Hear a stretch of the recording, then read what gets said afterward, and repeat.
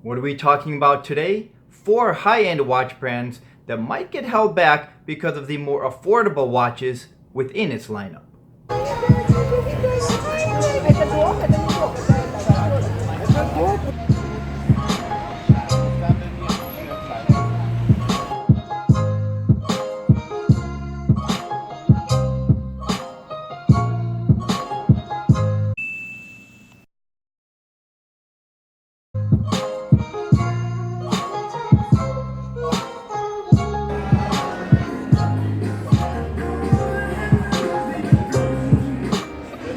I'm here at the Montage Beverly Hills celebrating Father's Day with my dad.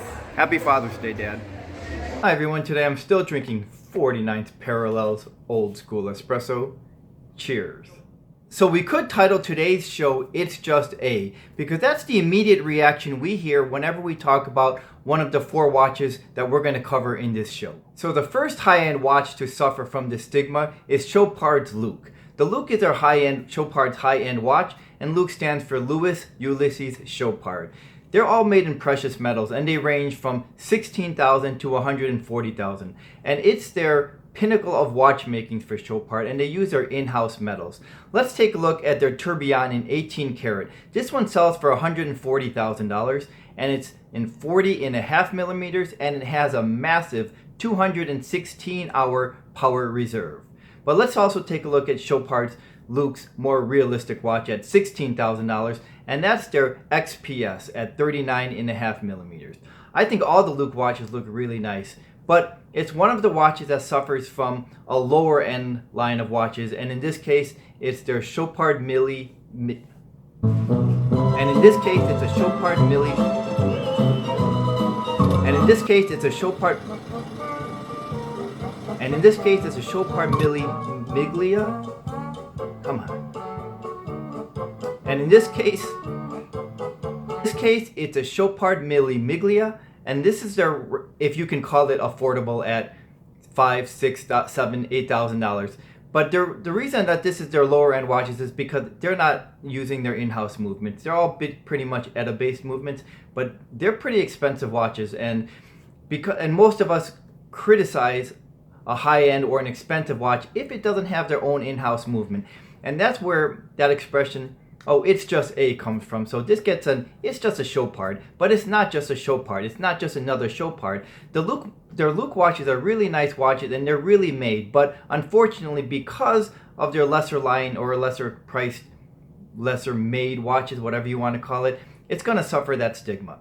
The second higher end watch brand is the Montblanc Villeray Tourbillon. This one sells for $40,000, and it's an 18 karat and is 42 millimeters. It has a hand-painted map of Europe. But Montblanc also has 3 ranges of watches. Their inexpensive watches compete with Longines, high-end Tissot, and other fine entry-level watches. The Nicholas Riasek and the Twin Fly use custom components and compete with IWC and Zenith. But the high-end Villeray and 1858 watches are very high-end with completely in-house movements, including their springs. And it has a real history thanks to their acquisition of Minerva. And Minerva is really known for making excellent chronograph movements. But because of the other Montblanc watches, including their lower-end watches that are sold in department stores, Montblanc gets a same thing. Oh, it's just a Montblanc. And the Nicholas Riasek and the Villeray are an 1858. Those are really nice watches, and they're actually really good value. This Nicholas Riasek chronograph is a very complicated watch with a tremendous in-house movement, and at $10,000 retail, it's a pretty good value for what you're getting compared to all the other watches. Montblanc is a watch that really grew on me. I think they're really nice watches. So the first Montblanc to really catch my eye were the Time Walker and the Nicholas Riasek. And while the Nicholas Riasek wasn't on my short list, it was on my radar. But it's completely off my radar now because this watch was meant as a commemorative piece to celebrate the inventor of the chronograph, Nicholas Riasek. This watch, in fairness, came out in 2011, I believe, and the revelation that Nicholas Riasek was not the inventor of the chronograph didn't come out till 2013 due to the pocket watch finding of Louis Monet, and I covered this in the Diver's Watch video. So to me, it doesn't carry the same honor that it should, so that's the reason that this Nicholas Riasek is off my radar. But this is a really nice looking watch, and in the same design, in the same look, if they came out with a different name or a different purpose, that might pique my interest again, because I think this is a really stunning watch. Now, I'm not sure why Montblanc isn't, or these watches aren't selling. I don't know if the Nicholas Riasek was hurt because of the revelation that he was no longer considered the inventor of the chronograph, but it's certainly not from lack of marketing. After all, they have the Wolverine. The greater the obstacle, the more we enjoy overcoming it.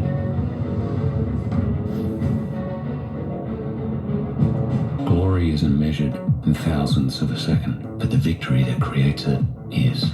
Montblanc watches came out in 1997, so they've had 20 years now, so that's enough time to offer some credibility. So again, I'm not sure if the reasoning is because of these less affordable watches that a watch person isn't willing to spend $8,000, $9,000, $10,000, $11,000, $12,000 on a watch, which is what some of these Montblancs go for. The third watch that also suffers from this stigma is the Bell & Ross's BR-X1 RS17, which I also covered in my chronograph video. This is made of carbon fiber and titanium and uses an in-house movement. This is also $24,000, but Bell & Ross also has more affordable watches that you can be had for about $1,000. So again, if someone's going to spend that kind of money and make that leap to $24,000, it might be because they don't want to hear, oh, it's just a Bell & Ross. And in fairness, this watch, to me, separates itself from all the other watches in the Bell & Ross lineup. It's just a really stunning watch. And the fourth watch is probably the watch that started all with It's Just a Seiko, and that's the Grand Seiko and Creedor. We don't really hear much about Creedor because of the prices of the Creedor, but Creedor and Grand Seiko are the top line or pinnacle for Seiko watches, particularly Creedor. Creedor, let's take a look at this Creedor, this Tourbillon, which is in platinum and 18 karat gold. It's in limited edition of 8 pieces, and it sells for $464,000. Yup, almost $500,000. But let's just, for fun, take a look at Seiko's finest Creedor with Chopard's finest Tourbillon. They're both really nice looking watches. But whenever somebody talks about a Grand Seiko, it's always, or it's just a Seiko. And that's a shame. And for me, I own a Grand Seiko. I own the SBGR097, and I've had to sit on this for a few months thinking about this watch. And obviously that didn't bother me, but it did weigh on me just a little bit, because do I want to always hear, or it's just a Seiko?